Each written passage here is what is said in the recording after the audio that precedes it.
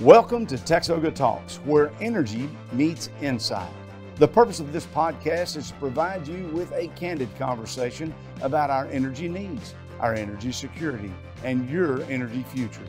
Texas oil and natural gas have made our nation the world's energy leader, constantly innovating and investing to fuel the economy, protect the environment, and power the world. This industry is fast-paced, high-tech, and essential to improving modern life. And we're here to talk about it. You're listening to TXOGA Talks, where energy meets insight. Well, Shana, that was fun talking with Chairman Buckley, and we will bring him back on to continue this conversation.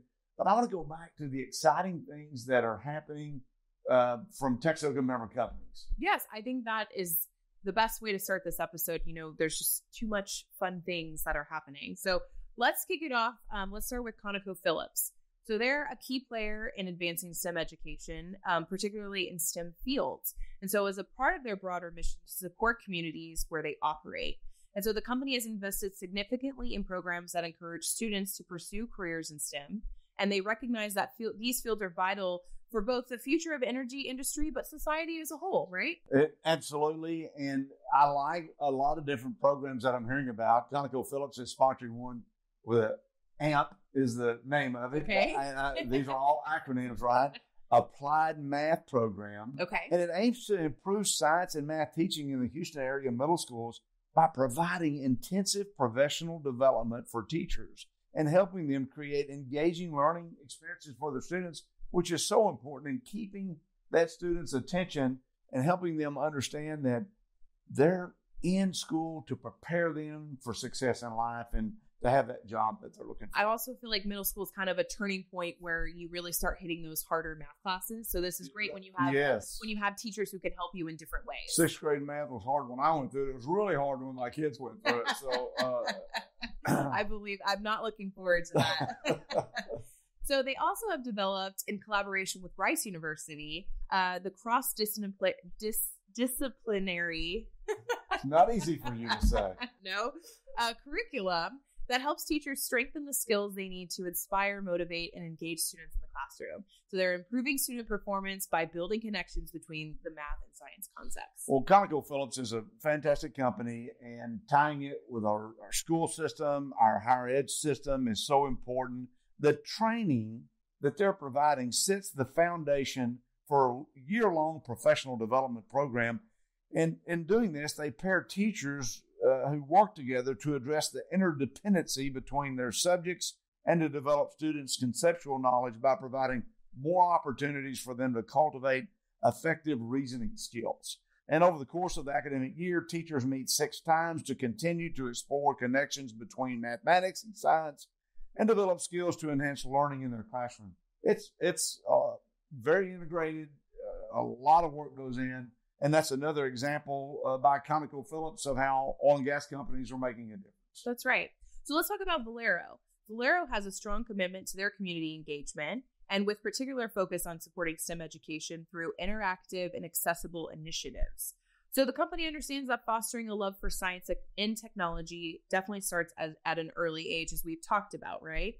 And so they want to also help develop those leaders of the future. And they do that in a variety of ways. Valero has made significant contributions to STEM education, particularly through community-focused initiatives. One of them that I like, Shane, is called STEM Day by the Bay. And I've been to that, and It's awesome. Isn't that great Yes. that you've seen firsthand experience? This particular event is held at the Corpus Christi Museum of Science and History, and it's designed to engage kids and families in STEM activities in a fun, accessible way, and it certainly got your family's attention. That's right. And if you haven't checked out that museum, number one, you can go back to one of our older episodes and hear a little bit more about it, and a little bit more about STEM Day by the Bay. But it's a great museum to take your kids to, and they do have a lot of science focused. They actually have their own little planetarium in there. Didn't your son make a flashlight or something? Yes, we made a flashlight. They had so many cool things there. So Valero's sponsorship of this event is part of a broader commitment to fostering that education from an early age. And so they want to create those opportunities to explore science and technology. And this kind of engagement is crucial because it helps demystify STEM subjects for both students and families. And it was a very hands-on time, and we could all participate, which I think is really important when you want to instill that in your kids. I continue to be impressed by the oil and gas industry because they're here for the long haul. They recognize they have a responsibility to help our state and our nation continue to be competitive, and that certainly starts with investing in kids. We've talked about many of these companies today: ExxonMobil, Diamondback Energy, ConocoPhillips, Valero, and now I want to turn to Sempra, and let's look at what Sempra's been doing, because they've also been instrumental in enhancing STEM education through strategic initiatives that empower both students and educators. The company recognizes that a strong foundation in STEM is absolutely essential for preparing the future workforce and for driving innovation in the energy sector. I'm excited about Dr. Foreman's latest reports because he's going to be matching our rig counts have declined substantially while productivity has increased. And this is because of engineering and really planning and preparing and delivering in a real way. Absolutely. And so one of the key goals of Sempra's STEM outreach is the Innovative Educators Initiative. And this ensures that students, particularly those in underserved areas, have access to that high quality STEM education. By empowering teachers with the resources they need, Sempra is really helping to create a more engaging and effective learning environment for students. And I just applaud our teachers. I know many of them made a huge impact and difference in my life. Amen. Some of them had to get my attention to get me focused, and I appreciate that. Yeah. Because they care about their students, and I know that there's thousands and thousands of teachers that are making a difference in kids' lives today, and our companies are making a difference in kids' lives by investing in these STEM programs. We are excited to bring back Chairman Brad Buckley to finish our conversation with him about our public education system, the changes that are being done there, and some of the tools that they're making available to make a difference in the lives of our public education system. So stay with us, and we'll have Chairman Buckley right back. Thanks to a partnership between TXOGA and Blue Cross Blue Shield of Texas, now more than ever, it's easy for small businesses to provide affordable group health coverage for their employees through the TXOGA healthcare plan. With a TXOGA plan, members can choose the right healthcare plan and benefits for them, priced within their budget, with the physicians and providers they trust. TXOGA's healthcare plan is available to small businesses with between 2 and 50 total employees who are headquartered in Texas, members of TXOGA, and aligned to the Texas oil and natural gas industry. If your organization is not enrolled but looking for coverage, visit bcbstx.com/TXOGA. I'll say that again. Visit bcbstx.com/TXOGA to learn more. Visit today.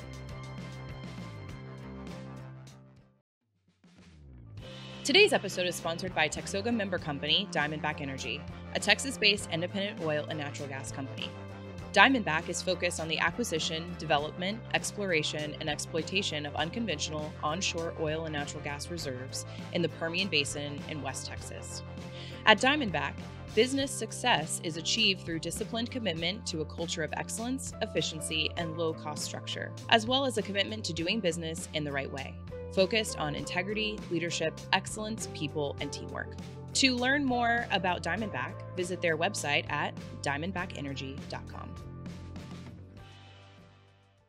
And so, Shannon, let's finish our conversation with our special guest here today, Brad Buckley. Yes, Dr. Buckley, thank you so much for being here. What are you seeing a continued interest in STEM in the private sector, and what's your perspective on that involvement? Absolutely. It's a crucial area where our students must have those skills. And the way I look at skills is it's a continuum.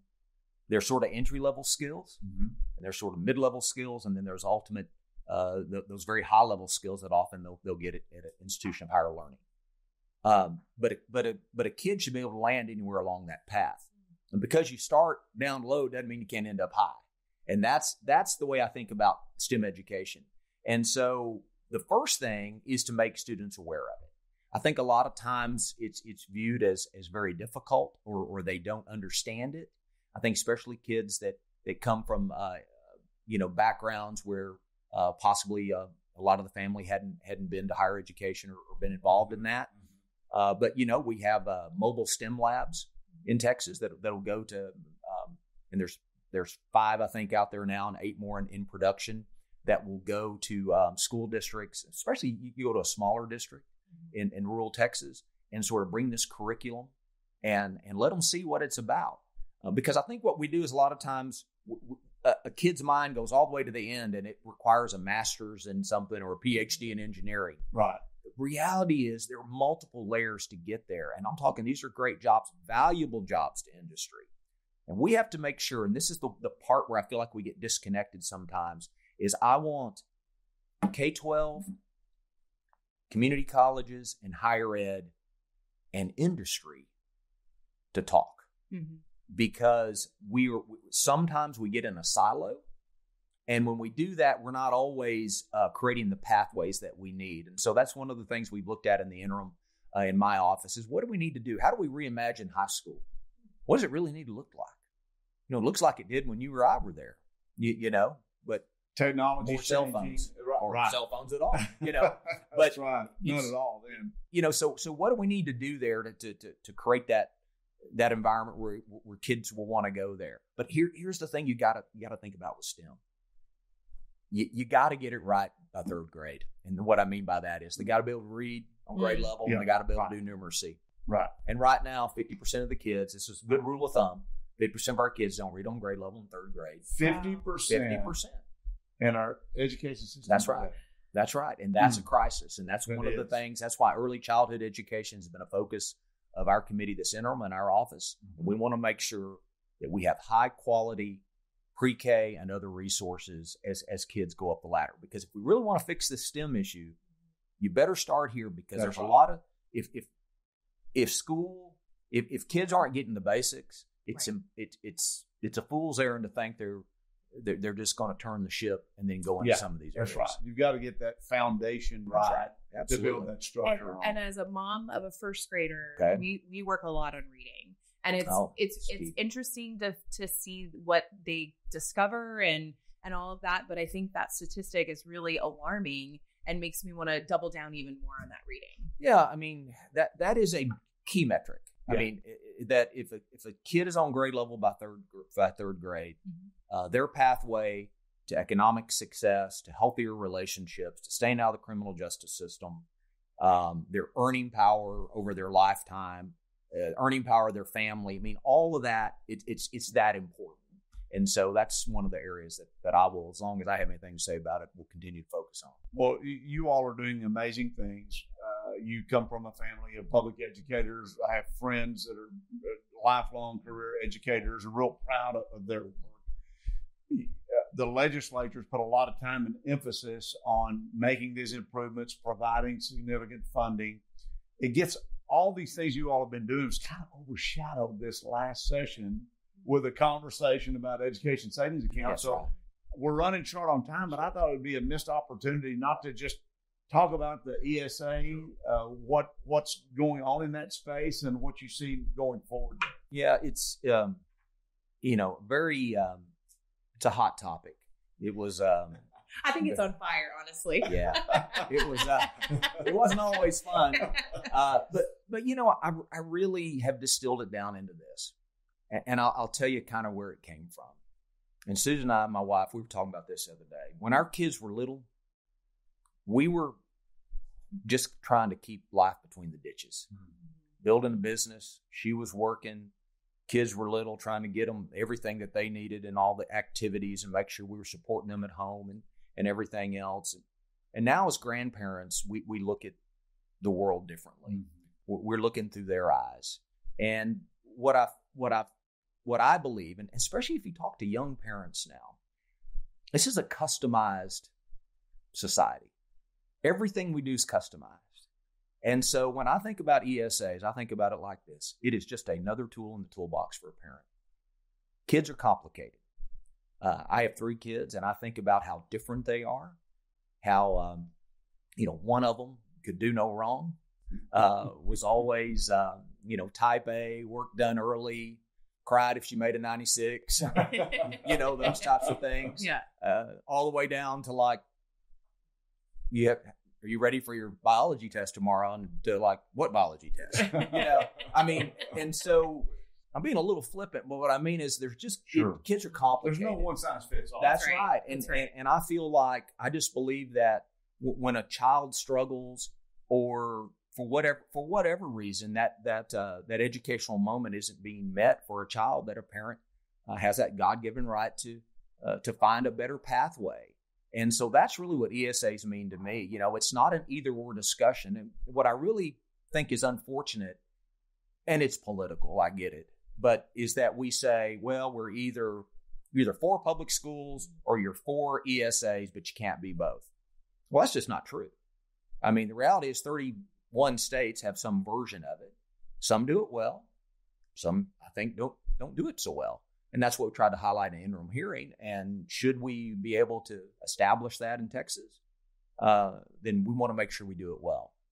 We want properly funded public schools, because we know most kids will be there. And there's lots of reasons kids will go to public schools. Some of it academic, some of it social, some of it fine arts related, some of it STEM related, some of it because it's just tradition. Like in my family, all three kids went to public school.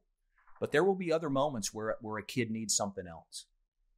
And your zip code and your income level shouldn't decide whether or not you get to do that. For goodness sakes, it's their children. It is their kids. And so I think we have to get beyond that, and we have to come up with something that supports our public schools, but also gives another tool in the toolbox to parents. And I think of all places, Texas can do that. Well, you've been a champion for our education system, and we are grateful for your work. You have a new legislative session that's going to start here in just a few months. I'm certain this will be center of topic again, right? It will. And, every session is its own thing, isn't it, Todd? It's just, you don't really know until it kind of gets rolling. Right. But I'm doing my best to spend a lot of time with those, members we expect to be incoming members, the new freshman class, to get their opinion on everything. And there's always there's a difference between campaigning and governing. That's right. And at some point, my job with a little bit of experience is to really figure out how we do education policy. And, and that's complicated, but it's important. It's not a slogan. It's real work. And so that's what we've been trying to do in the interim, is to figure it out so that, next session, the issues that I feel like are important to education in Texas, we can be ready with meaningful legislation that actually we have the nuts and bolts worked out. And that's what we're doing. Well, we thank you for your leadership and for building a better Texas. And thank you so much for joining us here at TXOGA Talks. All right. I really enjoyed our conversation with Dr. Buckley. I think it's it's wonderful to hear how thoughtful he is about public education, because it's a really big issue. It's a big part of our state budget as well. So I really enjoyed our conversation today. Well, Texas is fortunate that we have many good leaders, and we have companies that are investing in STEM education. Chairman Buckley is a leader in public education, higher education. The most important thing are our listeners, because it's you who matter that make the wheels of Texas turn. So thank you for tuning in to TXOGA Talks, where energy meets insight. The views expressed on this podcast are not intended and should not be construed to be the views of any particular TXOGA member or company. The purpose of this podcast is to engage in candid conversations about energy needs, energy security, and the future of energy.